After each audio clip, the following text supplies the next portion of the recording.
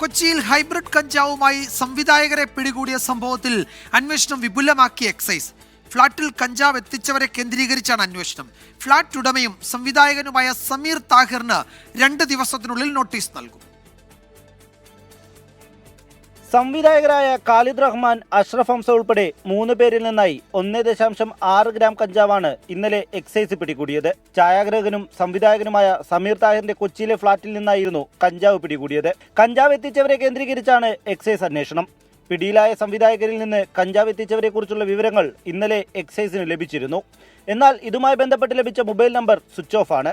കഞ്ചാവിന്റെ ഉറവിടം സംബന്ധിച്ച അന്വേഷണത്തിൽ സൈബർ സെല്ലിന്റെ സഹായം തേടാനും എക്സൈസ് ആലോചിക്കുന്നുണ്ട്. ഖാലിദ് റഹ്മാന്റെയും അഷ്റഫ് ഹംസയുടെയും സാമ്പത്തിക ഇടപാടുകളും അന്വേഷണ പരിധിയിൽ വരും. ഇവരോടൊപ്പം പിടികൂടിയ ഷാലി മുഹമ്മദിനെതിരെ കൂടുതൽ ലഹരി കേസുകൾ എക്സൈസിന് ലഭിച്ചിട്ടുണ്ട്.